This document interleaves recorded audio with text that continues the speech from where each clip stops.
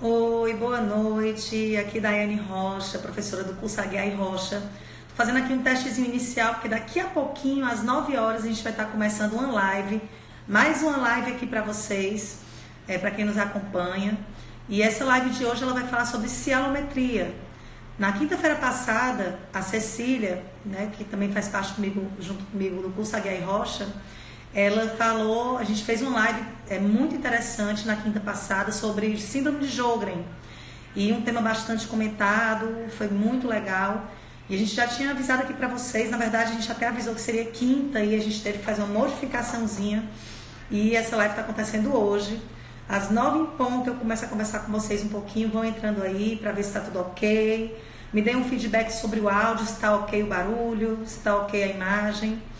E a gente vai falar um pouquinho mais sobre esse tema, cialometria. E esse tema é interessante não só para quem trabalha na área de halitose, na área de disfunções salivares. Valeu, Beto, me deu um feedback aí, Deizinha. E é uma área que ela é importante para qualquer área, né? Principalmente da odontologia, claro, mas muito importante para inúmeras especialidades médicas também.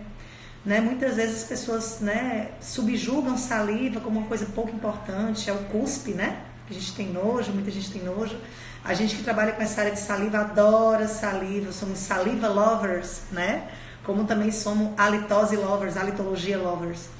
E a gente se interessa demais por essa área porque ela muda, na verdade, muita coisa, né?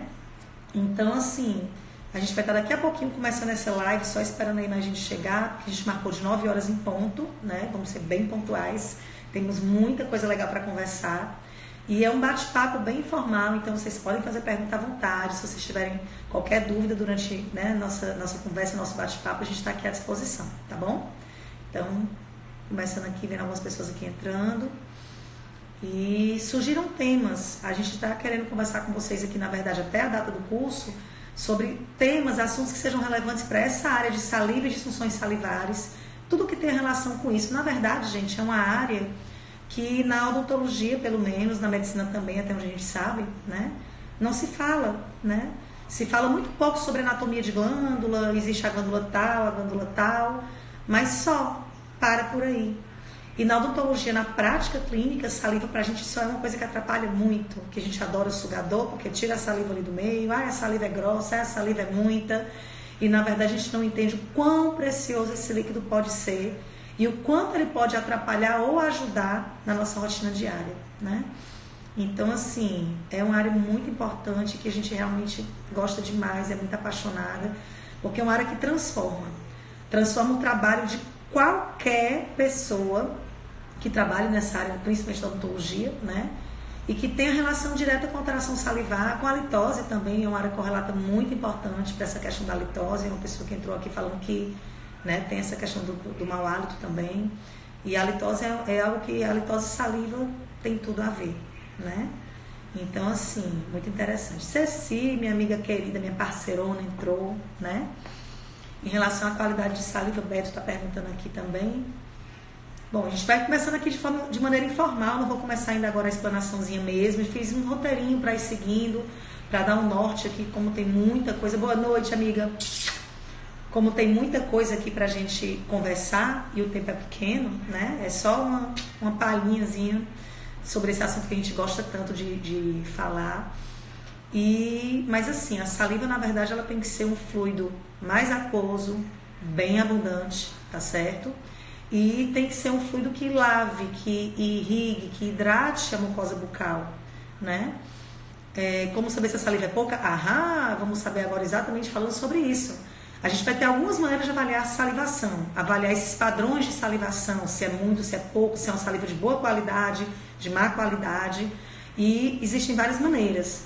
Mas o exame principal que a gente pode dispor para avaliar essas alterações de saliva são as cialometrias. Existem vários tipos, existem as principais, aquelas que todos os dentistas deveriam saber fazer e que muitos médicos também deveriam saber fazer, né? Então a gente vai falar exatamente sobre isso. Fique ligadinho aí que já a gente vai começar, tá bom? Vai falar sobre esse tema tão legal, tão importante.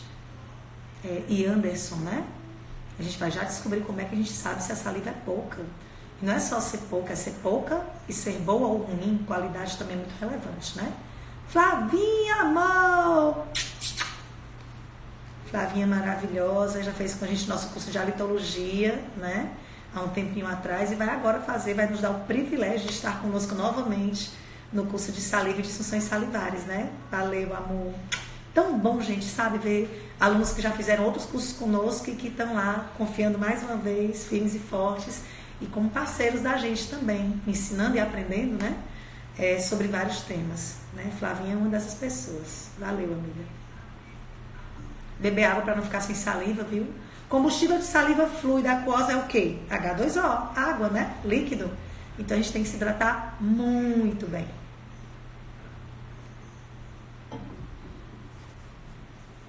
Para quem tá chegando por aí agora, tá? Fiquem aí ligados, tá joia? Que a gente vai falar muito sobre essa questão da cialometria. Doutor Beto, na verdade, o que acontece? A gente vai falar sobre cialometria para estabelecer como avaliar esses padrões salivares e vai falar, claro, um pouquinho. Rose, amor, boa noite. E vai falar um pouquinho, doutor Beto, sobre os tipos de salivação que a gente pode ter e os tipos de disfunções ou alterações salivares que podem acontecer. Então a gente vai falar nesse sentido para explicar um pouquinho o que é essa cialorreia ou hipercialia, o que é a hipocialia, cena dos próximos capítulos já, tá certo?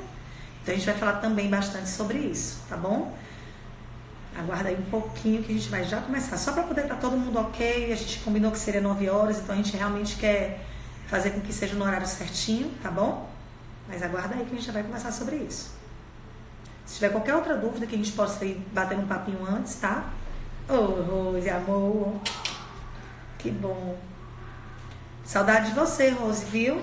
Tem que fazer, estar lá conosco no curso, assistindo alguma aula, ou fazendo um curso para conversar um pouquinho. Elga, tudo bem?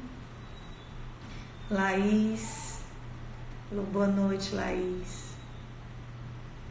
Muita gente legal entrando. Muito bom, gente, ter aqui a audiência de vocês, viu?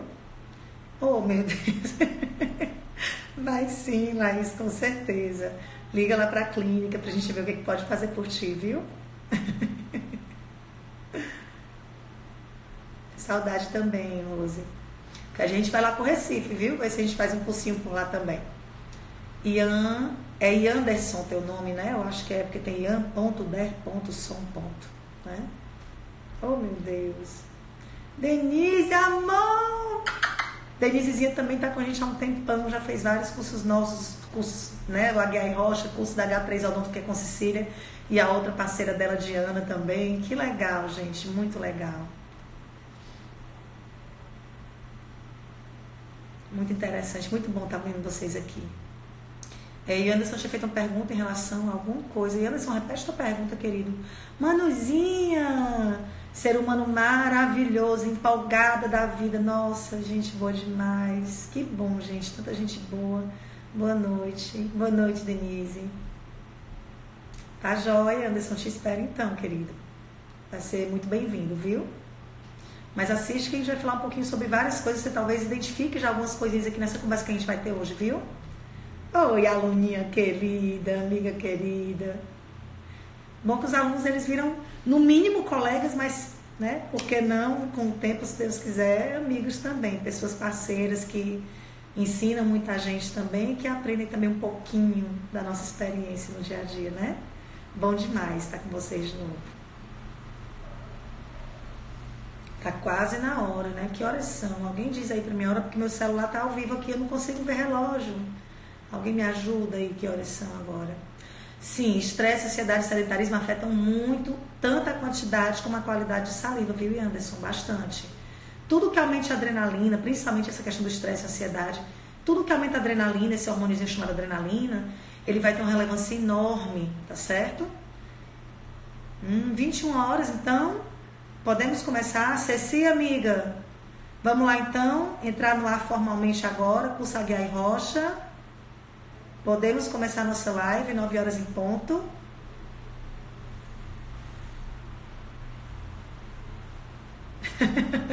É muito bom eles fazer exercício assim, ajuda bastante, libera endorfina, serotonina, muito bom.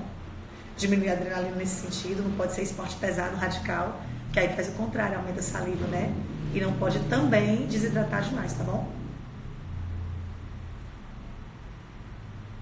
Thaís também perguntando algumas coisas sobre a litose. Gente, muita gente que tem a questão da litose, tem muita queixa de boca seca também, de paladar alterado, então são áreas que estão assim, juntas e misturadas, né? Então realmente vai ter muita coisa nesse sentido.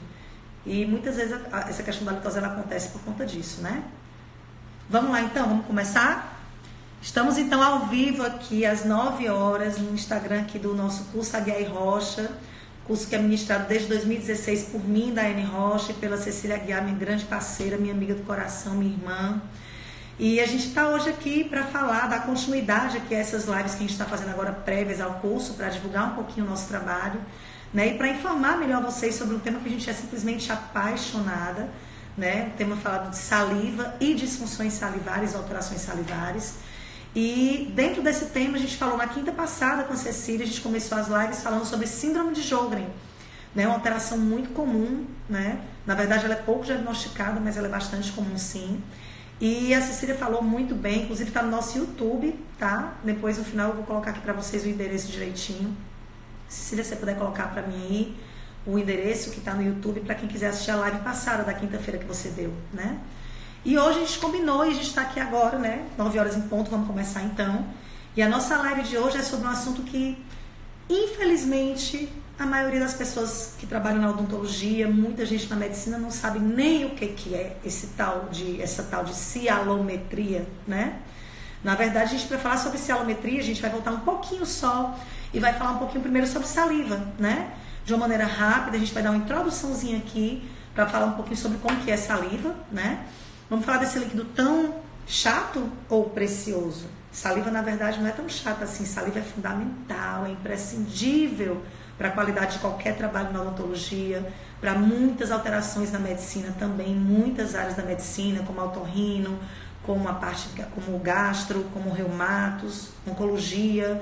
Gente, muita coisa que se relaciona com isso. É um problema tão comum, tão simples de se resolver em muitos casos, e as pessoas não sabem nada sobre isso. Então vamos conversar um pouquinho sobre isso. Saliva, na verdade, a gente tem que primeiro entender a diferença de duas coisas. O que é a saliva glandular? A saliva estéril, que sai diretamente das glândulazinhas, que a gente vai já dizer quais são as glândulas principais, tá bom? Ela é uma saliva que ela é composta mais de 99% de água, H2O. Então a saliva normal que sai das glândulas, a composição principal dela é água, H2O. Mas a gente também tem alguns tipos de minerais, tem também outras substâncias orgânicas. Dos minerais a gente tem destaque aqui para o bicarbonato, íons de bicarbonato, tá? E das substâncias orgânicas a gente destaca para vocês principalmente uma proteínazinha chamada mucina. A mucina, gente, que é chamada também de muco salivar, é uma proteína que ela dá essa consistência liguenta, viscosa para a saliva. Então, na verdade, a saliva, se eu fosse tirar assim, trocando em miúdos de uma maneira mais simplista, é basicamente água, muita água, né? E uma quantidade também razoável de mucina, que é o muco que dá esse aspecto viscoso. E o equilíbrio entre essa questão do viscoso e do aquoso no fluxo salivar, que é considerado normal, tá certo? Tá exatamente aí, né? Então a saliva glandular, que é a saliva estéril, aquela saliva que sai da glândula e goteja na boca, tá certo? Ela é composta principalmente disso que eu falei. Só que a gente tem também, gente, a saliva total. A saliva total é tudo que está na nossa boca. Então é tudo que saiu da glândula e gotejou das glândulas salivares principais e que caíram na cavidade bucal e se misturaram com o resto de alimentos, célula bucal descamada, com fluido de gengiva, com célulazinhas, com leucócito, com sangue, com bactérias, muitas e vários tipos de bactérias. E essa salivona grandona, juntando tudo que saiu da glândula, que é a saliva glandular. Oi, Manu, Marcelinha, bem-vindas, amores. E tudo que saiu então das glândulas e juntou com isso que a gente encontra na boca, esse resto de muitas coisas que a gente tem na boca, forma então o que a gente chama de saliva total. Então a gente tem a saliva glandular e a saliva total, tá certo? Em primeiro lugar. E quando a gente fala de saliva, muita gente fala e já pensa logo na lubrificação e na hidratação principalmente. Claro que saliva é o líquido maravilhoso que deveria hidratar a boca e ponto final. Mas não é ponto final, gente. Na verdade, tem reticências e muitas reticências. A saliva tem inúmeras funções. A saliva protege, a saliva hidrata, a saliva limpa, ela tem ação antimicrobiana, ela auxilia, ela acelera a cicatrização, porque tem fatores de crescimento epidérmicos que aumentam também essa cicatrização, que viabilizam a cicatrização. A percepção do gosto, a gustação, o paladar, tem tudo a ver com saliva. Então, tudo isso fica prejudicado quando essa saliva não está legal.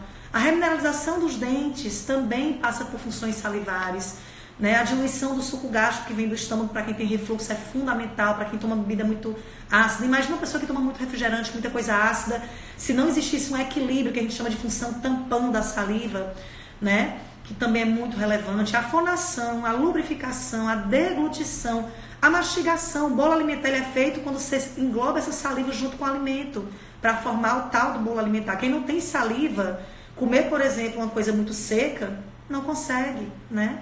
A deglutição, a digestão do amido, tudo que é feito à base de amido, o início da digestão se dá na boca através da saliva, da ptichalina, amilase salivar.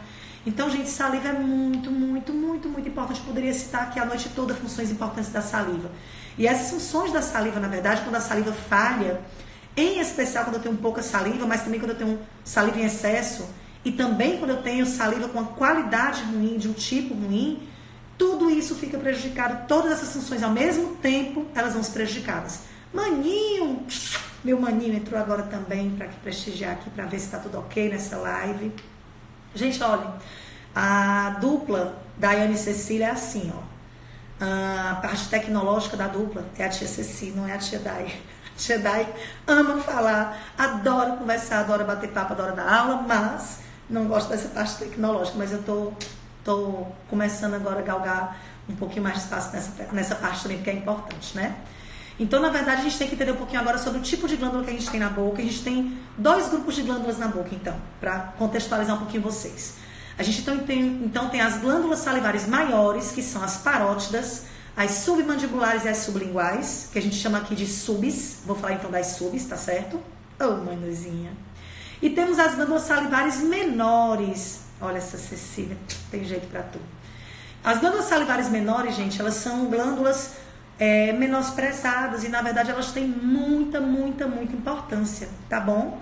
Então, a gente tem 2 grupinhos de glândulas, salivares maiores e salivares menores. Todas têm a sua importância, tá? Mas vamos falar um pouquinho mais hoje das maiores, porque, na verdade, quando a gente fala de saliva total, a gente fala principalmente dessa quantidade grande da qualidade da saliva. Que bom, Laiane. E a gente vai falar, então, principalmente dessa saliva produzida em maior quantidade, pelas parótidas, pelas submandibulares e pelas sublinguais. As submandibuladas e as submandibulares e sublinguais, elas, na verdade, funcionam juntas, trabalham juntas. Então, eu vou chamar aqui de subs, tá bom? Bom, as glândulas parótidas, então, elas ficam principalmente aqui embaixo desse músculozinho que é o masseter. E se a gente traçasse aqui uma retinha, uma diagonal aqui, tá? Ia bater lá na glândula parótida. Então, essas glândulas, elas são muito relevantes. Elas são grandes, são maiores. Elas são um par de glândulas, ficam um do lado do outro, tá certo? Já as submandibulares e sublinguais, como o nome já dá uma indicaçãozinha, submandibulares ficam nessa regiãozinha aqui por baixo e sublinguais abaixo da língua, tá? E a saídazinha delas na boca é no mesmo lugar. Então, na verdade, a gente vai ter aqui, então, uma ação conjugada dessas 2 glândulas juntas, tá certo? Bom, as parótidas, gente, são as glândulas maravilhosas, espetaculares, que elas correspondem à maior parte, à esmagadora parte da saliva fluida e aquosa, rica em água, que a gente chama de serosa. Então, na verdade, hoje o que a gente mais pega no consultório, a maior parte das alterações que a gente pega hoje, das disfunções salivares, são de pessoas com alteração em glândulas parótidas, tá? Mas claro que também tem alterações importantes, relevantes nas submandibulares e sublinguais.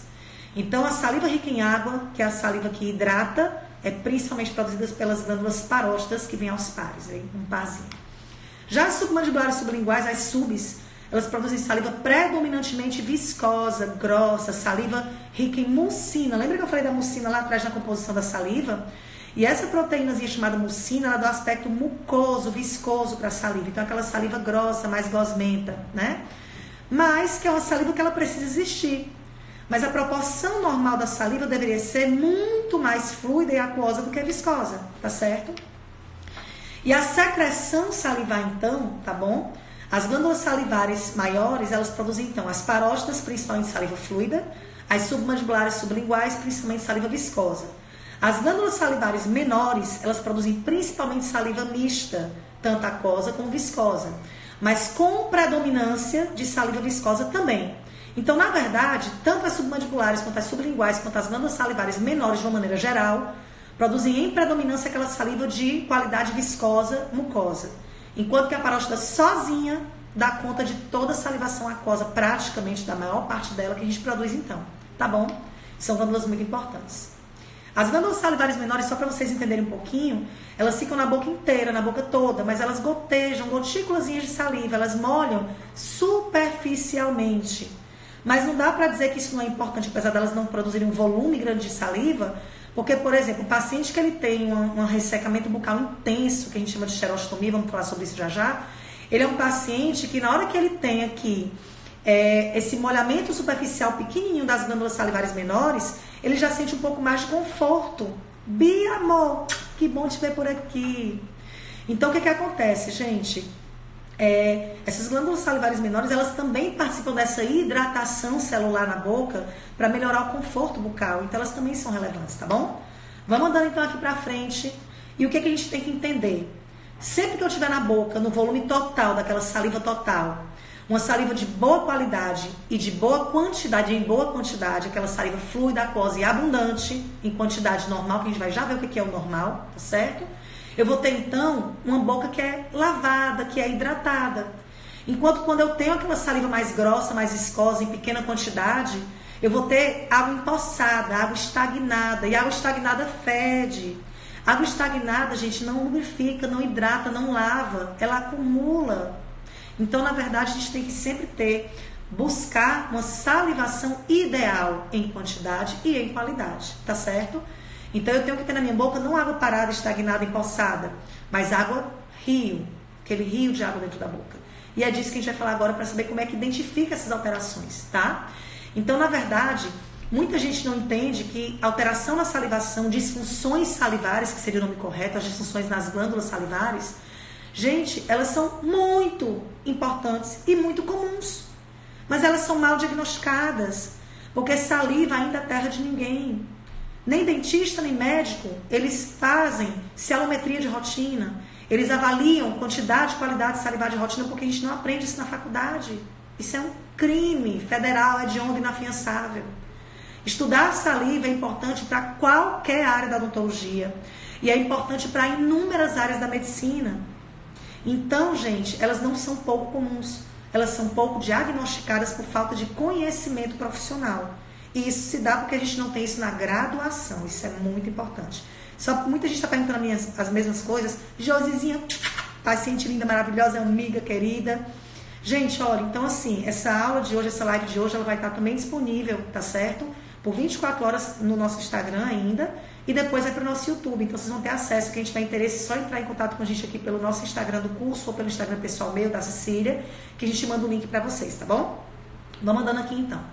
Então, estabelecer padrão salivar, avaliação dos padrões salivares, visualização de glândula. Ninguém olha para a glândula na boca, o dentista não para olhar o ósteo, o ducto de excreção da glândula paróstida submandibular sublingual. Ninguém sabe nem onde é que fica isso. E isso fica dentro da boca, visível. Então, tem que ser avaliado. Vamos falar um pouquinho mais sobre isso então, tá? Bom, o que eu tenho então de importante nesse momento para dizer para vocês?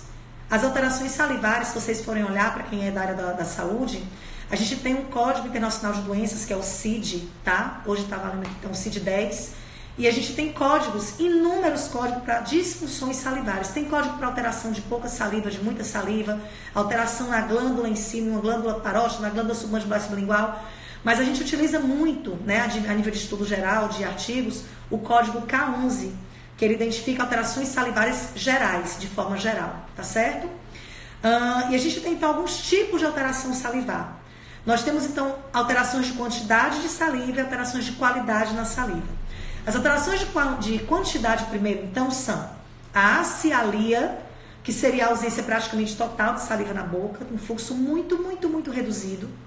Nós temos a hipossialia, que sempre foi chamada de hipossalivação, ainda é chamado de hipossalivação, mas na verdade a gente chama muito hoje de hipossialia, que é quando eu tenho uma redução do fluxo salivar, do volume salivar em quantidade.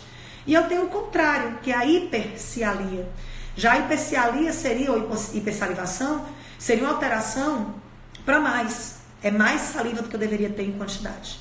E aí eu vou ter as outras alterações, que são as alterações de qualidade da saliva, onde eu vou verificar o grau de turbidez, o quão turva essa saliva está. A coloração, se está uma coloração translúcida, se ela está com algum tipo de cor, né, branca, vermelha, amarelada, a gente vai falar sobre isso mais na frente. e a fiabilidade ou viscosidade dessa saliva. Então, tudo isso é muito relevante para eu entender como que essa saliva está em quantidade e em qualidade, tá certo? Mas antes de continuar, gente, de falar como é que eu avalio saliva, primeiro eu vou falar um pouquinho sobre alguns termos importantes para que a gente consiga se comunicar bem nessa live de hoje, tá bom? Todo mundo fala de xerostomia. A xerostomia, gente, nas bulas de medicamentos, nas receitas de médicos e de vários dentistas, é usado como um termo que define pouca saliva. E tá errado. A xerostomia, na verdade, é um sintoma, não é um sinal clínico, não é uma doença. A xerostomia, só quem percebe sou eu. Eu sinto minha boca seca, eu sinto o sintoma da xerostomia. Entenderam bem? Pois bem. E aí, depois da xerostomia, a gente vem então para as reduções de salivação.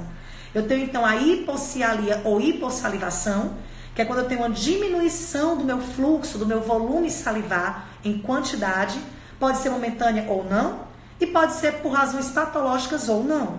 Mas eu também tenho uma outra situação onde eu tenho uma redução do fluxo salivar, que é a hipofunção das glândulas salivares. E aí, gente, é importante entender a diferença de hipocialia, ou hipossalivação, e hipofunção de uma glândula.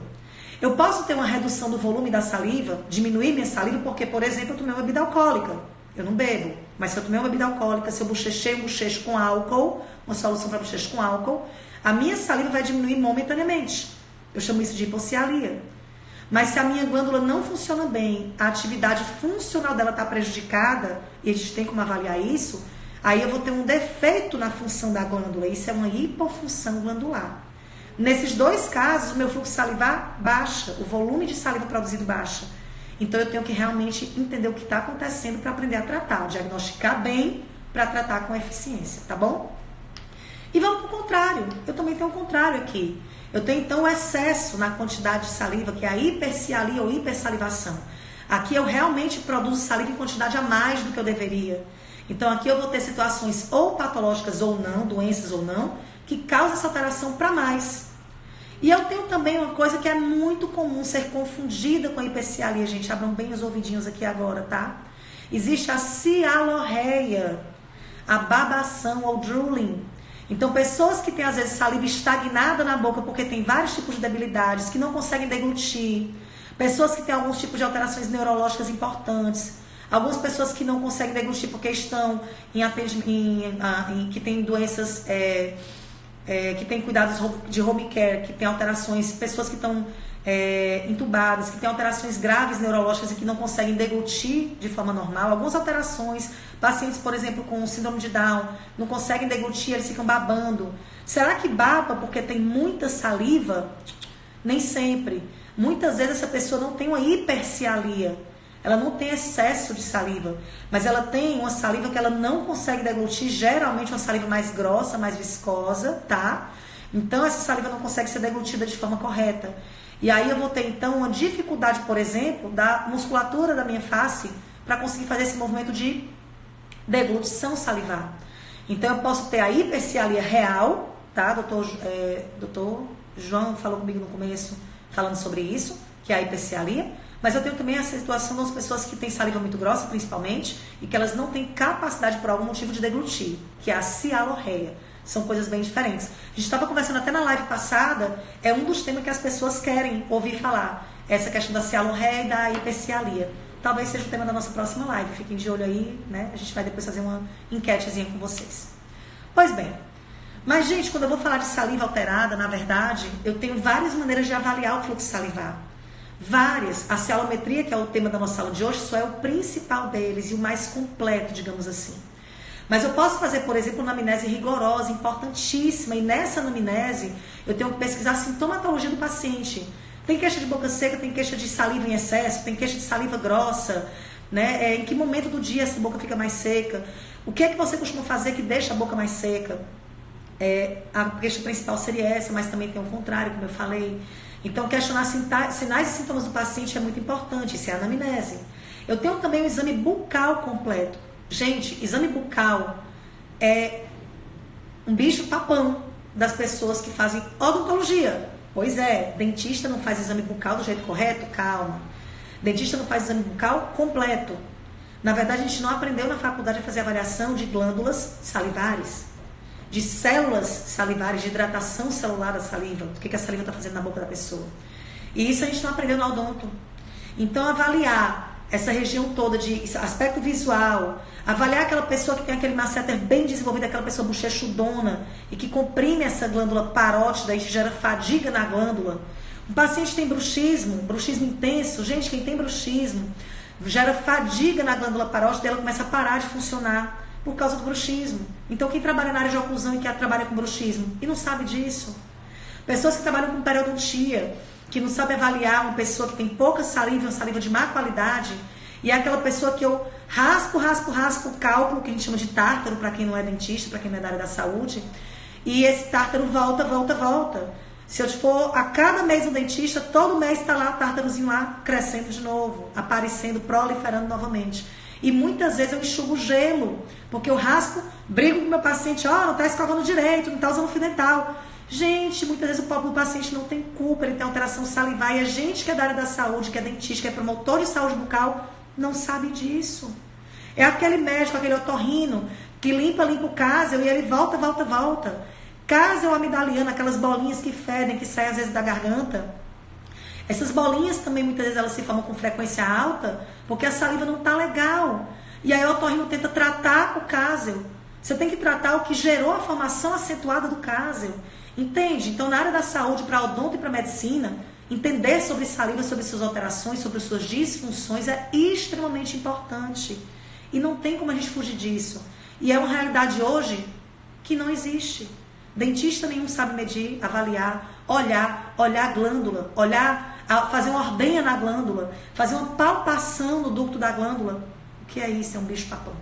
E é tão fácil, tão simples. E a gente não sabe o que isso significa. O paciente vai no dentista, olha, eu não tenho muita saliva, e o dentista olha para um lado, olha para o outro, e aí o que eu faço? Vai para um reumatologista que tem síndrome de Sjögren, e o reumatologista não sabe tratar saliva, passa saliva artificial. Passa saliva artificial, ameniza o ressecamento, a xerostomia, mas não mexe nos déficits de função salivar, não resolve. Uma pessoa que tem um quadro de câncer vai fazer uma radioterapia, a boca vai secar. Antes de fazer a radioterapia de cabeça e pescoço, por favor, ajuste a saliva do seu paciente, avalie, mande para alguém que trabalhe na área de salivação, faça uma proteção dessas células, dessas glândulas salivares, isso é possível, mas se a gente não tivesse comunicação médico-dentista, isso não vai funcionar, tá certo? E aí, claro, eu tenho exames de imagem, ultrassonografia de glândulas salivares com Doppler, eu tenho cintilografia de glândulas salivares, tem tanta ferramenta e dispositivo que a gente pode utilizar. Biópsia de glândulas salivares menores, que é muito legal. A Cecília falou um pouquinho disso na quinta passada. Tá lá no nosso YouTube, sobre a biópsia de glândulas salivares menores. E tem a nossa estrela da noite, a cialometria. Então, a cialometria, gente, é um exame imprescindível que vai avaliar um monte de fatores importantes, tá bom? A cialometria, então, ela avalia os padrões da salivação. Ela avalia, então, quantidade e avalia qualidade. Porém, a glândula em si, a cialometria não vai avaliar. Por isso a importância de você saber fazer um exame visual, de observar na boca como é que está a saliva. Lá nos ósteos das glândulas, que é o ductozinho, um buraquinho por onde essa saliva sai, tanto das parótidas como das subs, embaixo da língua, você tem como ver, seca com um jatinho de ar e espera para ver se ela goteja, se ela jorra saliva. Se não acontecer, eu tenho que palpar o ductozinho, vai lá caminhando, palpando esse ducto para ver se essa saliva começa a minar, a gotejar. Se isso não acontece, alguma coisa está errada e a gente vai pedir exame de imagem, vai ver o que está acontecendo. Isso sem fazer nenhuma cialometria, nenhum exame importante ainda. Eu fiz uma inspeção visual e eu já consigo muitas informações com esse examezinho, tá? Palpação e ordenha. Mas para eu avaliar o fluxo salivar, quantidade de saliva e a qualidade dessa saliva, aí sim, essa cialometria, ela vai medir, vai avaliar todos esses padrões ao mesmo tempo e ainda vai avaliar o pH salivar também. Vamos falar então um pouquinho sobre isso. É muito importante saber fazer esse exame, tá certo? Em relação à quantidade de salivar, então, que é o fluxo salivar, tá certo? A gente tem que avaliar, então, alguns padrões. E a gente vai falar sobre esses valores daqui a pouquinho. Já sobre a qualidade salivar, eu vou avaliar, então, fiabilidade, turbidez e coloração. Então, a gente vai falar sobre cada um desses fatores daqui a pouquinho. Gente, tem um negócio, uma abelha, alguma coisa voando aqui em casa. Dentro de casa, do apartamento. Eu fiquei meio apavorada agora quando eu vi um negócio enorme que eu não sei o que é. Então, assim, primeira pergunta que eu vou fazer aqui pra vocês, pra quem não sabe. Em que situação a gente faz uma celometria? Quem deve aprender a fazer celometria? Todos os dentistas. E muitos dos médicos também deveriam saber fazer isso. Para várias especialidades seria fundamental. Então, assim, alguns estudos antigos, tem um estudo de 1987, se eu não me engano, do Dawes, que ele fala que, na verdade, você começar a sentir que a boca está com pouca saliva, isso já é tardio. Esse sintoma da xerostomia, muitas vezes, ele é tardio. Quando isso acontece, eu já tenho, na verdade, às vezes, uma perda salivar importante. Então, como esse sintoma do ressecamento, muitas vezes, ele é tardio, fazer celometria deveria ser preventivo. E eu concordo com essa afirmação. Outros autores de 2006, um estudo legal que o Zant fez, ele disse que celometria deveria ser feita em todos os pacientes, que eu também concordo.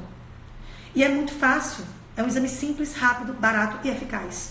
Então, todo mundo deveria aprender a fazer. Eu vou te ensinar aqui hoje como fazer uma celometria. Mas existem algumas situações que são padrão. Aquelas situações que essas eu não posso deixar de fazer avaliação de celometria de jeito nenhum. Aquelas pessoas que se queixam de falta de saliva, ou de excesso de saliva, ou de saliva muito grossa, ele tem indicação de fazer isso aqui obrigatoriamente. Aquela pessoa que eu olhei na boca e é aquela saliva que o sugador faz. Aquele barulhinho de papel molhado, que parece que aquela saliva liga, cola, chiclete, que você olha visualmente uma saliva muito grossa, que faz aquele fio enorme de saliva quando você puxa o espelhinho clínico na boca. Aquela pessoa que cospe é o cuspe grosso, aquela pessoa que na palpação, na avaliação, eu vi que é uma saliva super grossa, gente, tem que fazer celometria. Aquela pessoa que você fez uma avaliação bem feita, fez a ordenhazinha mecânica, fez a palpação e sentiu alguma alteração, tem que fazer uma celometria, tá certo? Aquela pessoa, então, inclusive, que tem sinais ou sintomas que se relacionam, por exemplo, eu tenho halitose, tem que fazer celometria. Eu tenho, por exemplo, aqueles sinais de alteração de paladar, de digeusia, alteração de paladar, faz uma celometria. Eu tenho sintomas de boca seca, xerostomia, tem que fazer celometria. Então, são situações que são imprescindíveis. Mas, na verdade, na minha opinião, a gente do curso Aguiar e Rocha, a gente preconiza que todo mundo poderia e deveria fazer celometria sempre de rotina. Mas, enquanto não for uma cadeira na graduação das faculdades, isso não vai ser uma realidade, tá bom? Bom, só que tem alguns fatores que eu preciso considerar nesse meu diagnóstico, quando eu vou fazer essa avaliação. Eu tenho que avaliar aqui, se eu vou ver na anamnese, por exemplo, como que está a hidratação desse paciente. Eu tenho que avaliar a posição do corpo desse paciente na hora de fazer os exames. Vocês vão ver aqui como é que tem que estar posicionadinho para fazer uma celometria de repouso estimulada. Vocês vão falar um pouquinho já sobre isso. A luz. Gente, o ambiente, o controle de ambiente no consultório que trabalha nessa área é imprescindível. Você não pode ter cheiros muito fortes. Tem que ter controle em relação a isso. Uma avaliação da glândula, tem que ver se a anatomia da glândula varia de pessoa para pessoa. Então tem gente que tem glândula maior, glândula menor, né, que vão ter respostas diferentes também ao estímulo. A natureza do estímulo que eu vou aplicar, eu vou fazer uma celometria estimulada ou não estimulada, a gente vai já falar sobre isso, né? Esse estímulo tem que ser feito dos dois lados. Quando eu vou fazer a estimulação, por exemplo, estimulada, mecânica, eu tenho que estimular dos dois lados. Então eu vou colocar um dispositivozinho na boca e vai ter que mastigar de um lado e do outro. Tem que ser um estímulo bilateral. Porque as glândulas maiores, elas são bilaterais sempre, tá certo? A pessoa usa medicamento. Tem medicamento que o medicamento diminui salivação, principalmente diminui, alguns que aumentam um pouquinho. Se a pessoa usa essa medicação, eu tenho que verificar direitinho, algumas vezes até pedir para ele suspender naquele dia, se for possível, no dia da avaliação, para não interferir na medição. Esse paciente tem doenças sistêmicas. Assim como tem medicamentos que atrapalham a salivação, existem doenças que a própria doença em si também diminui esse fluxo salivar, tá certo? Então isso também tem que ser levado em consideração.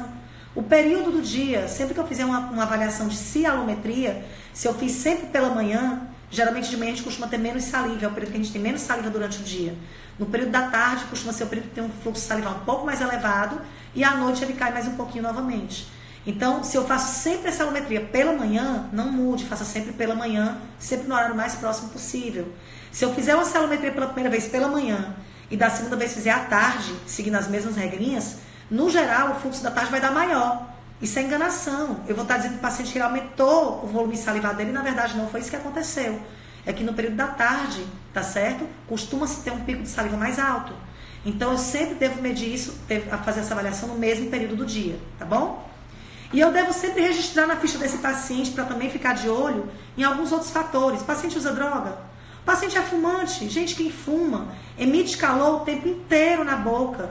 Várias medicações, como por exemplo, os prazóis, pantoprazol, omeprazol, lansoprazol, medicações, né, para refluxo, medicações para diabetes, metformina, diminuem muito a salivação. Pacientes que têm hipotireoidismo, a doença em si diminui muito a salivação. Se a pessoa está no período menstrual e tem TPM, a adrenalina vai lá para cima. Então, as pessoas que têm um TPM forte, um período pré-menstrual, é horrível. Fazer células nesse período é complicado, porque vai dar um fluxo um pouco mais reduzido sempre, tá certo? Estou com doença aguda no momento da consulta, estou com uma crise otorrinolaringológica forte, estou com crise de refluxo forte. Gente, vai alterar a saliva. Então, esse registro ele tem que ser feito, inclusive, para muitas vezes contraindicar, não pode fazer nesse momento. Espera um pouquinho, deixa esse quadro agudo passar e em seguida, sim, vai fazer a celometria. Alteração em vias aéreas superiores, em especial, são aquelas que a gente tem que ter mais cuidado para não fazer nesse momento, tá? A alimentação, né? Eu consumi bebida alcoólica no dia anterior desse exame, nas últimas 12 horas, por exemplo, resseca a boca. Então, o que você está usando, produtos que você esteja usando que tenham álcool na composição, ou que tenham lauril sulfato de sódio na composição, não pode estar usando no momento da medição. Então, tem um monte de regrinhas que a gente tem que ter, de orientações que você tem que estar fazendo para o paciente, para que ele faça a celometria com resultado satisfatório. Sabe quando vai fazer um exame de sangue? Aí vamos lá, tem que ter 8 horas de jejum. Não é uma condição para fazer o exame de sangue? Então, para fazer a celometria também tem umas condiçõezinhas. Então, tudo tem que ser anotado, identificado, registrado, para a gente avaliar se tem ou não como fazer esse exame naquele momento, tá bom? Jejum prolongado, gente, está na moda, jejum intermitente. Ai, meu Deus, como a gente fica angustiado com essa história de jejum intermitente, por exemplo. Não pode fazer também um jejum super prolongado, vai diminuir também a salivação. Então, a gente tem que ter esse cuidado. E, claro, se a pessoa está super estressada, além do convencional, também não é prudente fazer o exame numa situação como essa, porque vai diminuir bastante o fluxo salivar, tá bom? Bom, e aí agora a gente vai falar sobre o que eu acho que muita gente também está se perguntando aqui. O que eu devo fazer, né? Eu já falei dos cuidados, o que a gente tem que avaliar, o que pode interferir, mas existe uma coisa importante, que a celometria ela só pode ser feita, ela só tem validação com padronização de técnica. Gente, tudo que eu vou fazer de exame, eu tenho que fazer seguindo o mesmo padrão e o mesmo protocolo sempre. Essas regras elas têm que ser cumpridas. Então, para avaliar isso, eu tenho que fazer, como eu falei, um resuminho agora. A coleta sempre tem que ser no mesmo período, no mesmo turno do dia. Eu tenho que verificar sempre a posição do paciente. Para fazer uma celometria em repouso, a posição é uma. Para fazer uma celometria estimulada, a posição é outra. A posição do paciente ela tem que ser importante. O paciente tem que estar alerta, com os olhos abertos, piscando normalmente. O paciente não pode ficar de olhinho fechado, que a glândula entende que o paciente vai entrar em repouso e ela entra em repouso junto. Tem que estar com os olhos abertos, tem que estar em alerta, tá certo? Tem que ver também como é que está o estímulo do ambiente. Não pode ter cheiro muito forte, não pode ter quadros de comida na parede, quadros super suculentos na parede, porque vai estimular a salivação. Então, o controle de ambiente é importantíssimo também. Não pode estar no celular, fazendo celometria, mastigando, e no celular respondendo no WhatsApp. Não pode, assistindo televisão, não pode ter estímulo externo de forma alguma, tá certo? E aí vamos falar então agora, que a gente já falou dessa técnica padronizada, das regrinhas padronizadas, tá? Quais são os tipos de celometria? Gente, tem vários tipos de celometria. Eu posso avaliar esse padrão salivar em fluxo, quantidade, qualidade e o pH, tá certo? Com a celometria em repouso e com a celometria estimulada. Então, a celometria em repouso, também chamada de não estimulada ou resting, é uma celometria onde eu não posso induzir de jeito nenhum estimulação para as glândulas, para eu ter aquele fluxozinho basal, aquele fluxo glandular estéreo, digamos assim. É o que vai escorrer ali das glândulas e aí, claro, vai se misturar um pouquinho com o que tem na boca, mas o que eu vou produzir em volume é só o que sai das glândulas, tá certo? A gente vai falar como é que faz já já. A celometria estimulada, por outro lado, ela tem que ser estimulada e aí o tipo de estímulo também vai variar. Eu tenho vários tipos, tá certo? A gente vai falar também um pouquinho sobre cada um deles. E existem outras celometrias pouco conhecidas, pouco divulgadas e pouco feitas, pouco realizadas, mas que em alguns pacientes a gente só consegue realizar essa celometria com essas técnicas. Tem a celometria por aspiração, muito comum em pacientes que estão em leito hospitalar, pacientes que estão em home care, em cuidados odontológicos em casa, né? Pacientes que não conseguem fazer cuspir, induzir salivação, ficar numa determinada posição. Tem celometria feita por, você faz com rolinhos de algodão e pesa esses rolinhos de algodão antes de colocar na boca do paciente, nas saídas das glândulas e depois. Mas essas elas são menos executadas, são técnicas mais detalhadinhas, a gente teria que falar numa outra situação. Vamos falar do beabá, que é o que a gente mais faz e o que a gente gostaria que todo mundo saísse daqui sabendo fazer hoje, pelo menos, é a salometria básica em repouso e a salometria básica estimulada por estímulo mecânico, pelo menos essas duas. Porque elas são salometrias que avaliam, que dão diagnóstico da função glandular, tá certo? Mas a gente vai falar sobre 4 dessas salometrias hoje, vai falar também de mais 2 que são testes prognósticos, para avaliar como é que está o potencial da glândula de ser estimulado, tá bom? Vamos dar um pouquinho então agora. Pois bem, a salometria não estimulada em repouso, ela é uma salometria que avalia principalmente a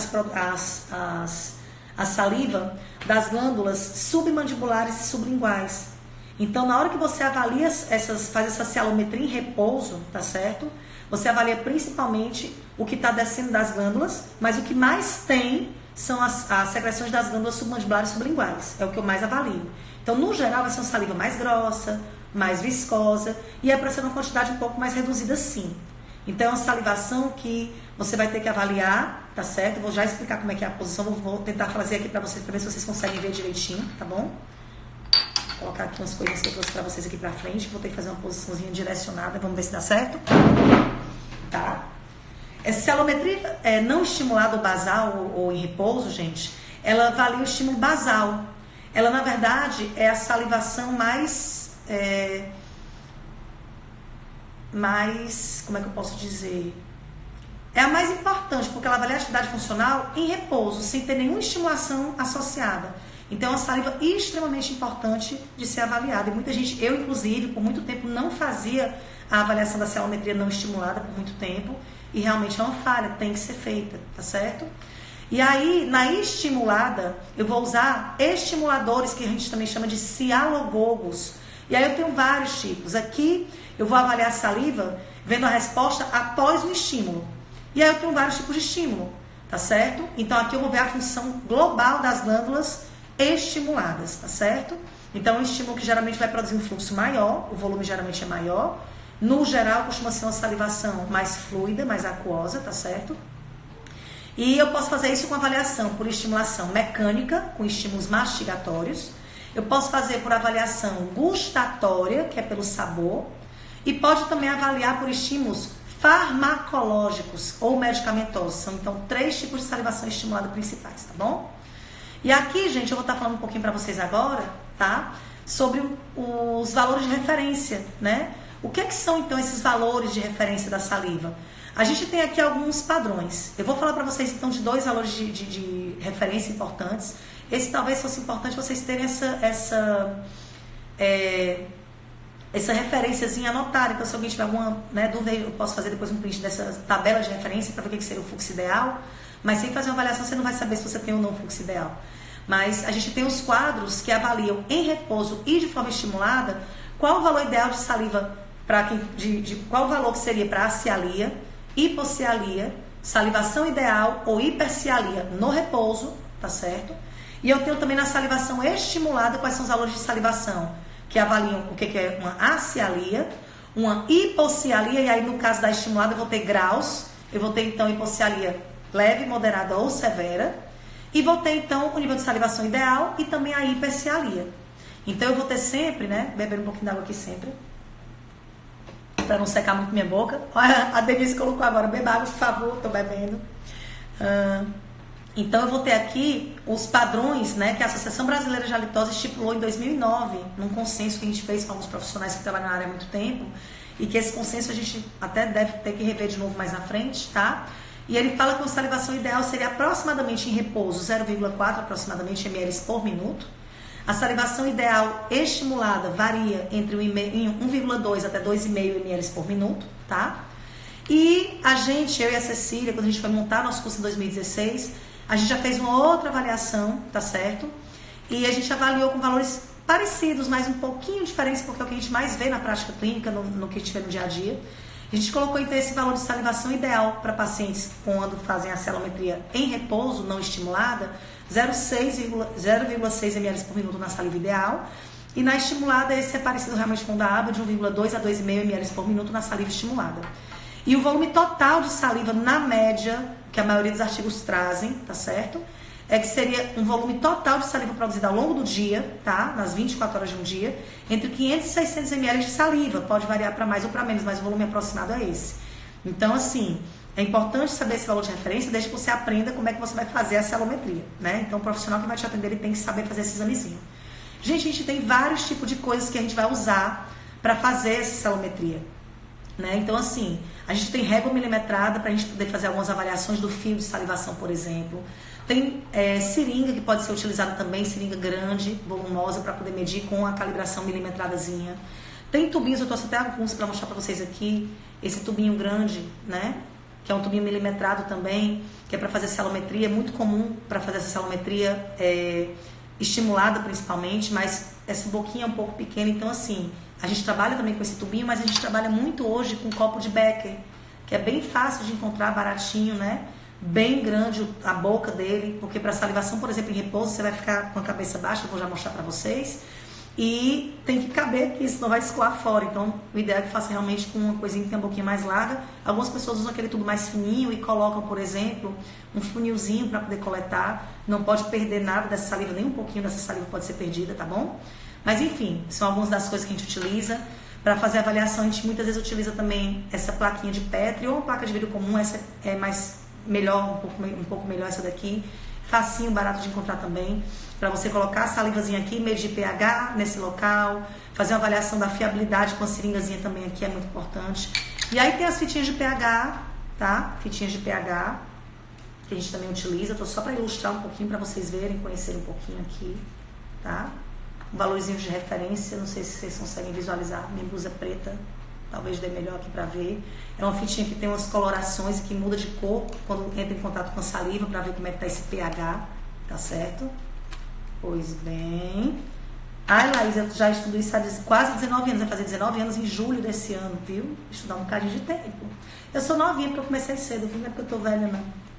E a gente tem também os dispositivos que a gente utiliza. Cadê meus tubinhos de silicone, por exemplo? Estão aqui pequenininho, não sei se dá pra ver aqui, pequenininho, tá? Aqui dentro, que a gente usa estéreo. Tem os cialogogos mastigatórios que a gente vai utilizar também aqui, tá? Tubo de silicone ou hiperboloide ou cialogogo mecânico da Halitus também é uma outra opção. E a gente vai ter que fazer a estimulação, tá certo? Enfim, então esses são mais ou menos materiais.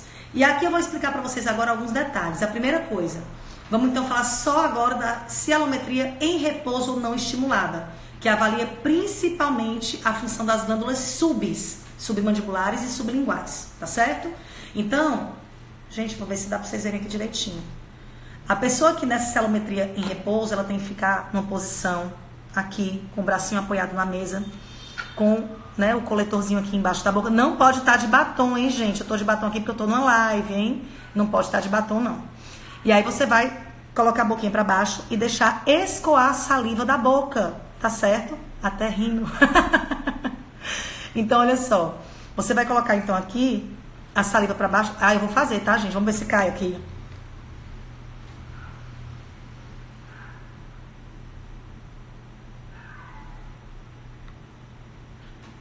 Tá caindo não, gente. Não dá tempo não, viu? Mas enfim, a posição não pode cuidar. Eu vou ficar de ladinho agora, gente. Ó, muita gente quando vai colocar a boca aqui no tubinho pra fazer cialometria em repouso, faz isso, ó. Com o pescoço, entende? Não pode. Você tem que vir pra trás, tá certo?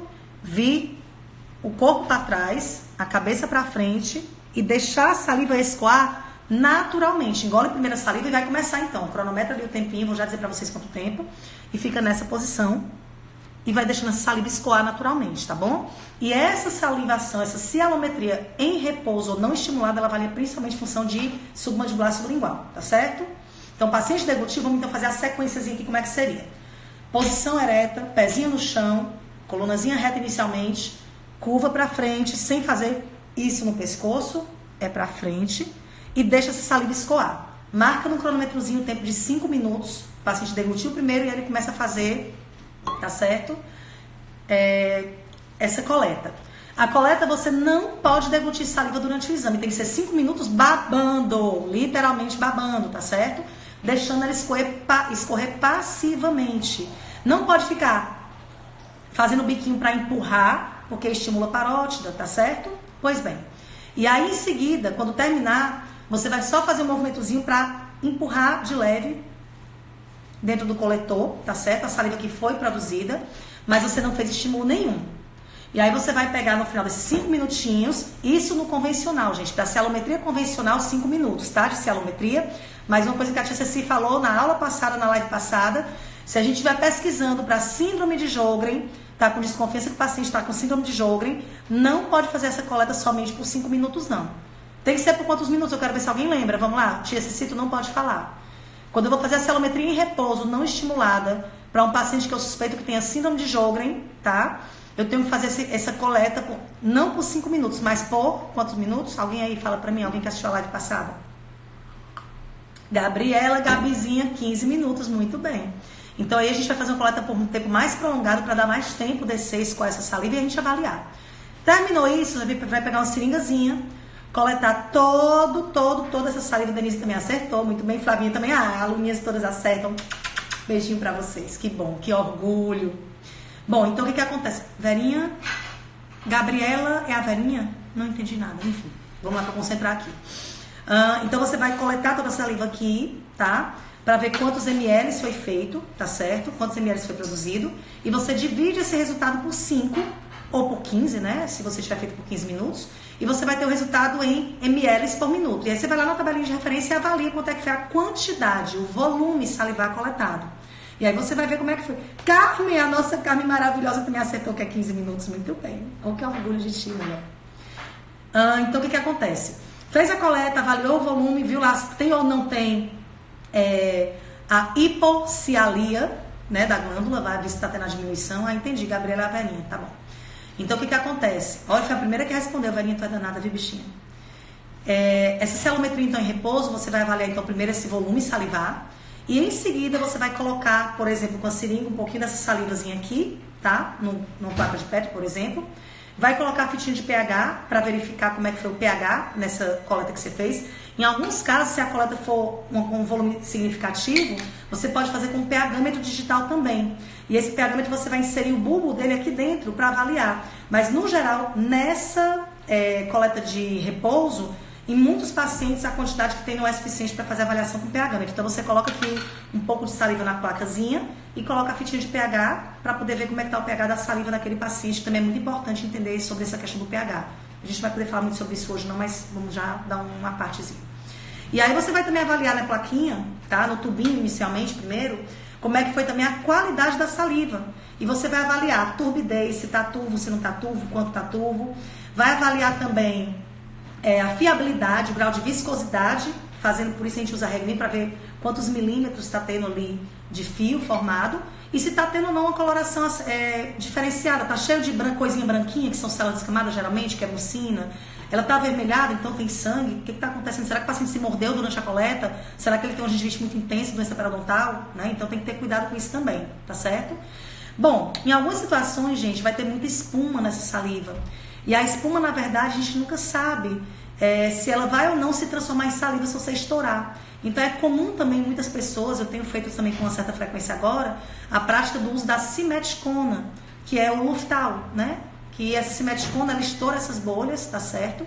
E aí você vai pingar as gotinhas, e aí nesse caso você tem que contabilizar quantas gotinhas e medir depois a quantidade. A gente vai dar esse padrãozinho para vocês também, quanto é que é, para descontar no final, tá? E essa simeticona, ela vai ser usada para poder estourar as bolinhas. E em alguns casos, quando a bolha estoura, você vai ver que aparece mais saliva. Em outros casos, não. Mas importante, se eu for usar a simeticona para estourar essas bolinhas, tá, gente? Importantíssimo. Avalie primeiro pH, coloração, tá certo? E turbidez. Porque depois que eu colocar a simeticona, vai colorir. E eu não posso mais avaliar esses outros padrões, tá bom? Então a simeticona coloca no final para ver se esse volume aumentou ou não, tá bom? Bom, continuando então, falamos um pouquinho já sobre pH também, tá certo? Vamos falar então agora da cialometria estimulada. E aí eu vou falar, gente, da mais comum, da mais importante e da beabá, aquela que eu acho que todo dentista deveria saber fazer e que muitos médicos deveriam também saber fazer, tá certo? A estimulada, então, por estimulação mecânica, tá? A estimulação mecânica, então, ela vai avaliar principalmente as parótidas, que são as glândulas que produzem saliva líquida, saliva fluida e aquosa, que hidratam a boca. É a que produz o maior volume salivado da nossa boca, então é uma glândula muito... Vamos botar que ela seja uma atriz principal, digamos assim, né? Então, são as glândulas que vão avaliar como é que tá essa saliva de qualidade fluida, boa, o rio de água corrente que eu falei lá na frente, né? Então, lá atrás. Então, assim, na celometria estimulada, eu também tenho algumas regrinhas. Deglute a saliva primeiro sempre também, claro. Mas ao contrário da celometria em repouso, lembra que na celometria em repouso eu ficava estátua, paradinha, curvadinha pra frente, esperando essa saliva. Então, na celometria estimulada, gente, você vai fazer o contrário agora. Agora eu tenho que mastigar valendo. Mastigar bilateral, tá certo? E mastigar essa saliva, só esperar o pessoal entrar novamente. E mastigar essa saliva, gente, e cuspir. Eu vou também marcar 5 minutinhos. E durante esses 5 minutos, qualquer quantidade de saliva que eu tenho, ó, cuspiu, cuspiu, sempre. Na verdade, gente, como eu vou estimular a parótide e essa glândula fica aqui embaixo desse músculo, cada vez que eu faço um biquinho para cuspir, eu espremo essa glândulazinha e a saliva jorra. Então, nesse exame, eu passo agora 5 minutos também contado de relógio, com a mesma posiçãozinha aqui, tá certo? Só que agora eu vou ficar ereto, não mais curvado, e vou ficar olhinho aberto, piscando, mastigo de um lado, mastigo do outro, e tudo que acumular, cuspindo o tempo inteiro. Ao final dos 5 minutos eu vou fazer a mesma coisa. Eu vou avaliar coloração, vou avaliar turbidez, vou avaliar pH, vou avaliar como é que tá a fiabilidade. Posso também usar a simeticona depois de avaliar os padrões que eu falei, para poder ver se essas bolhas estouram e o volume aumenta um pouquinho. E eu vou dividir o valor que deu por 5 para saber o valor total em ml por minuto. E aí vou lá na tabelinha de referência e olho como é que está o valor. Se eu tenho hipocialia ou não. Se eu tiver em qual grau. Aqui eu vou ter, na celometria de repouso, eu só avalio que tem acialia, hipocialia, normocialia, ou seja, tá fluxo ideal, ou hipercialia. Na estimulada, não. Na proestímulo mecânico, eu vou avaliar também se essa hipocialia é grau leve, moderado ou severo. Tá certo? E aí eu vou ter uma avaliação mais completinha, digamos assim. E aí eu vou avaliar isso, vou medir lá na tabela de referência e vou ver como é que ficou o resultado. Tá certo? Então, nessa avaliação, eu avalio principalmente as glândulas parótidas, como eu falei. E aqui eu vou ter uma saliva mais fluida. Geralmente o volume vai ser bem maior do que na que eu fiz em repouso, lá na não estimulada, tá certo? E em relação ao pH, só uma partezinha. No geral, o pH principal nessa celometria estimulada, como ela pega mais a secreção da parótida, e a parótida é muito rica em íons bicarbonato, essa saliva fluida, aquosa é rica em íons bicarbonato. No geral, o pH na celometria estimulada, ele costuma ser mais básico ou alcalino, mais alto, tá bom? Isso é uma coisa importante que vocês vão verificar sempre que vocês começarem a fazer essa celometria de rotina, tá bom? Então, assim, esses valores, muitas vezes, como vai ter um volume um pouco maior, é para ter um volume um pouco maior. Se eu for avaliar o pH, pode ser com a fitinha? Pode, mas também pode ser com o bulbozinho lá do pH-metro que eu falei, pH-metro digital, tá bom? Geralmente aqui a quantidade vai ser mais fácil eu conseguir fazer com pH-metro, tá bom? Bom, eu uso muitas fitinhas e gosto demais delas também.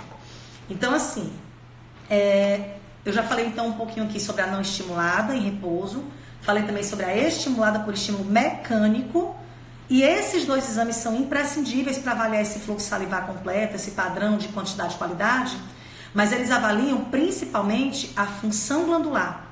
Então, eles são exames que a gente chama de diagnóstico. E aí tem um detalhe.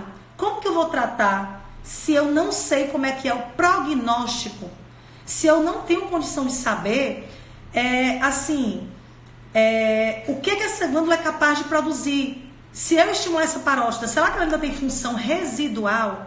E se eu estimular essa submandibular que deu lá abaixo, a submandibular e sublingual lá na celometria em repouso, será que ela tem condição de ser estimulada, que ela tem função residual? Então, gente, eu e a Cecília, a gente colocou assim teve uma sacada que a gente achou muito interessante. A celometria em repouso ou não estimulada e a celometria estimulada por estímulo mastigatório ou mecânico, eles são testes diagnósticos que avaliam essa quantidade salivar, essa qualidade salivar, esse pH salivar, os padrões salivares, portanto, para verificar o que ela tem, o que a glândula tem, como é que ela está. Diagnóstico. Mas os exames que eu vou falar agora, celometrias estimuladas por estímulo gustatório e por estímulo farmacológico, não.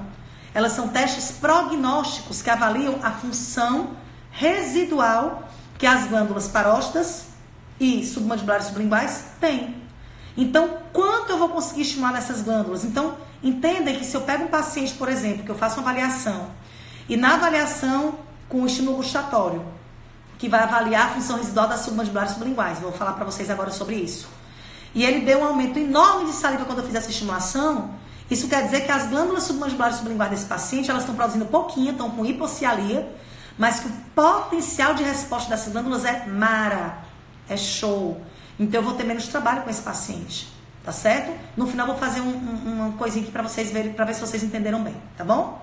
Então assim, agora eu vou avaliar bem direitinho como é que eu faço a avaliação das glândulas quando as cialometrias em repouso e estimulada mecânica deram errado, deram ruim, deram baixinha a salivação, tá? Deram alteradas, digamos assim. Então, eu posso fazer aqui agora a terceira cialometria que eu vou explicar hoje, que é a cialometria estimulada por estímulo medicamentoso ou farmacológico. Geralmente a gente utiliza a pilocarpina a 2%, que é um colírio, tá? E que esse colírio ele vai ser usado via bucal, eu vou engolir esse colíriozinho de uma maneira específica, você vai pingar lá as gotinhas, tá certo? E você vai colocar, para fazer esse exame agora, o teste de pilocarpina, ou esse examezinho que é feito farmacológico, ele vai ser feito, ele tem que ser feito sempre que o exame mecânico, que é a cialometria mecânica, tiver dado um resultado alterado. E aí eu vou verificar como é que está a função residual das parótidas. Então, a maneira como eu vou coletar esse exame agora, eu vou lá usar as gotinhas de pilocarpina. Geralmente, eu tenho um padrão para estipular isso. É um padrão de 1 gota para cada 12 quilos do paciente, com um máximo de 7 gotas. Esse padrão é o padrão para o teste de pilocarpina, para o testezinho farmacológico. Mas a receita que a gente utiliza não é assim, tá bom? Não é pelo peso, não. Tem uma proporção diferente. Aí é uma outra conversa. Então, a gente vai primeiro, mesma coisa, o paciente vai ficar na mesma posiçãozinha que eu fiquei lá na cialometria estimulada, tá? Ereto. Vai engolir a saliva inicial, primeiro, olho aberto, piscando, perninhas retas, tudo bonitinho. E aí vamos colocar de novo o tubinho. Aí você vai primeiro colocar lá 2 dedinhos de água, 1/3 de um copinho d'água com as gotas de pilocarpina que a gente tiver verificado lá pelo peso, com o máximo de 7, lembrando. E aí você vai iniciar o exame então, tá certo? Pois bem, desculpa, você vai esperar um tempo de 30 minutos, para que essa pilocarpina faça o efeito primeiro. E após 30 minutinhos da pilocarpina sendo ingerida, a gente começa então essa coleta. A coleta então é igual à coleta estimulada, ou seja, vou colocar de novo aquele dispositivo na boca, o dispositivozinho do tubo de silicone ou cialogogo mecânico ou hiperbolóide na boca. Vou mastigar dos dois lados durante 5 minutos e cada vez que tiver um pouquinho de saliva só, vai cuspindo. Mecânica, eu fiz sem nenhuma estimulação antes, só mecânica. Agora primeiro eu usei a pilocarpina, esperei 30 minutinhos para a pilocarpina fazer efeito. É para ela induzir um aumento do volume salivar, principalmente nas parótidas, tá certo? E aí eu vou fazer a mastigação mecânica, de novo por 5 minutos, e vou cuspindo e vou fazer de novo a avaliação. Gente, detalhe, agora nesses testes prognósticos, nessa avaliação da cialometria farmacológica ou medicamentosa, ou teste de pilocarpina, como a gente chama vulgarmente, tá? Eu só vou avaliar volume. Não é mais para observar a qualidade da saliva nesse momento, eu tô só fazendo uma avaliação do quanto a mais essa glândula conseguiu produzir, para eu comparar com a cialometria estimulada mecânica e verificar se essa glândula aumentou muito ou não o percentual dela de produção, para eu ver o quão responsiva essa glândula parótida foi, tá? E existe uma aproximada na parte clínica que a gente consegue avaliar, que a maioria das vezes a gente consegue uns aumentos pelo menos de 20 a 25% do volume inicial, tá? Mas tem gente que aumenta bem mais, tem gente que aumenta menos.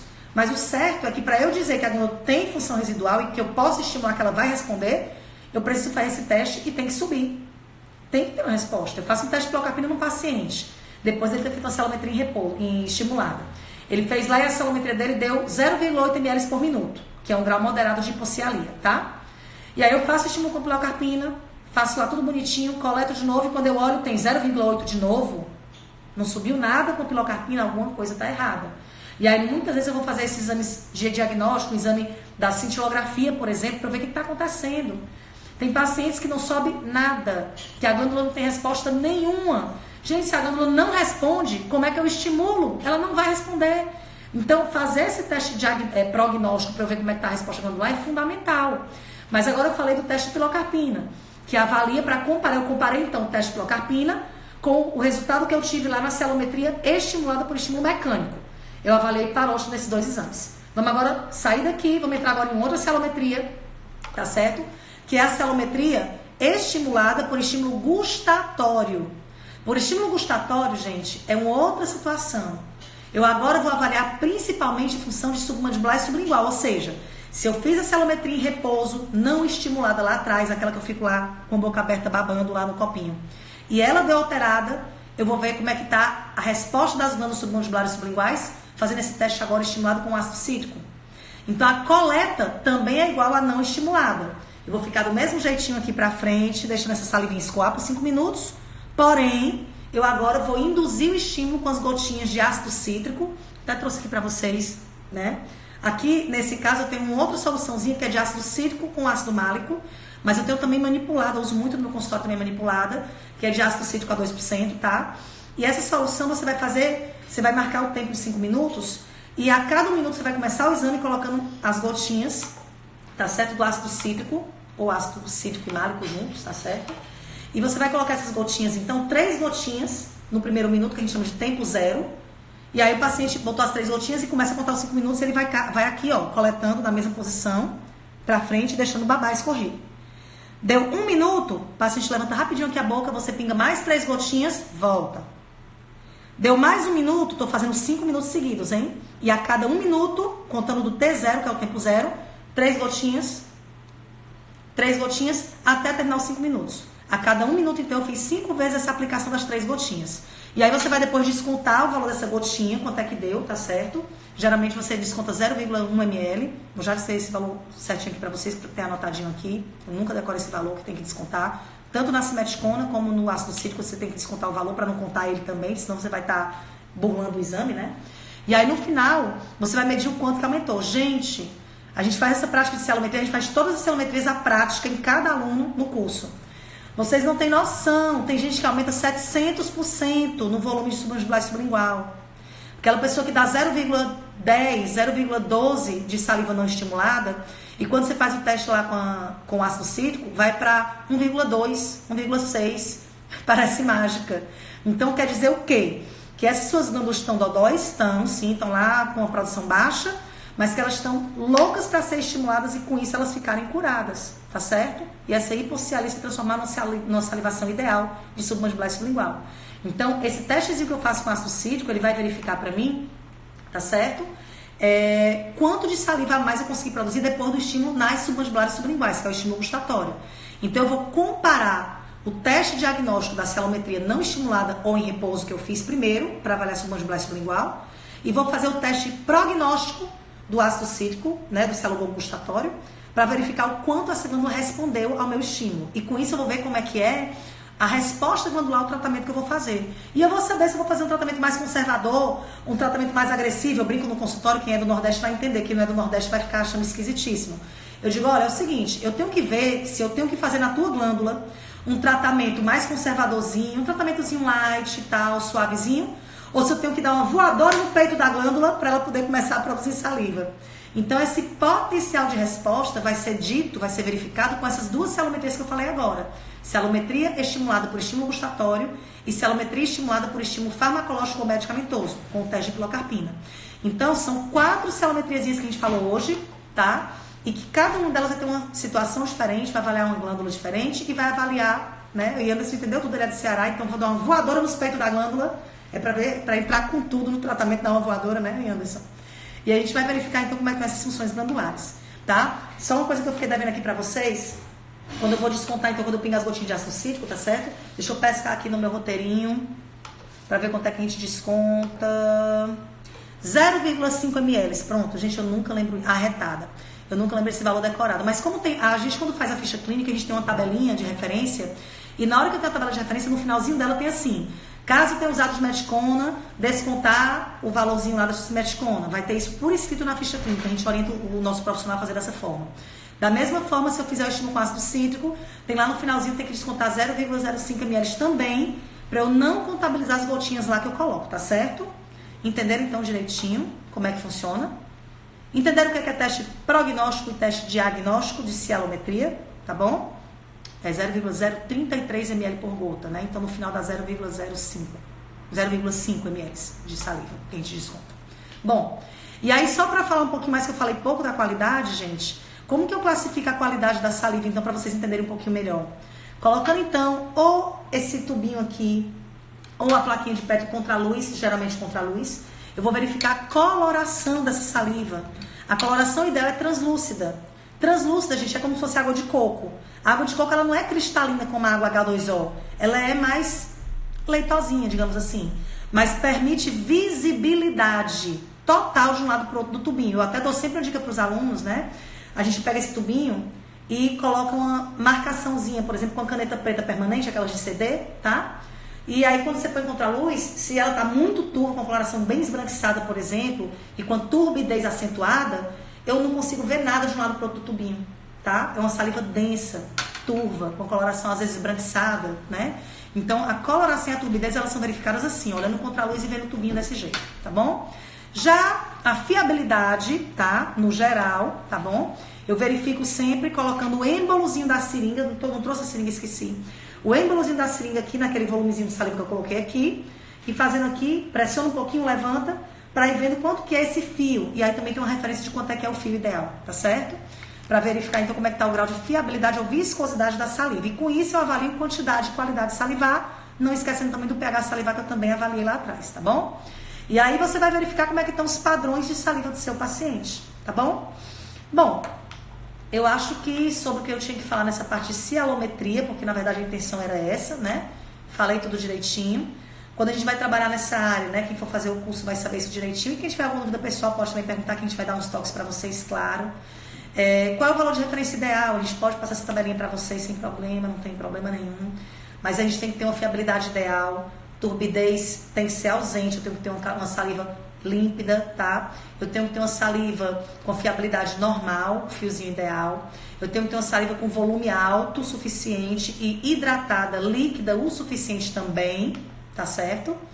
E com isso eu avalio como é que meu paciente tá e vou tratar. A partir daí, aí tratamento de saliva é uma outra conversa, quem sabe tema de uma outra live, né? E aí, para quem teve mais curiosidade, quer entender um pouco melhor sobre esse assunto, a gente destrincha bem nos mínimos detalhes, tá bom? A gente vai estar com vocês lá em São Paulo, de 17 a 19 de abril, em São Paulo, no Hotel Tulip Inn. Quem quiser mais informações, a Carmen e a Cecília estão colocando aí o endereço para vocês. Pode entrar no site da H3 Odonto, pode entrar no site pessoal meu da Ceci e, claro, no site do curso Aguiar e Rocha, né, no nosso Instagram. Essa live de hoje, gente, vai ficar por 24 horas na nossa página lá da curso Aguiar e Rocha e vai ficar também disponível depois, tá?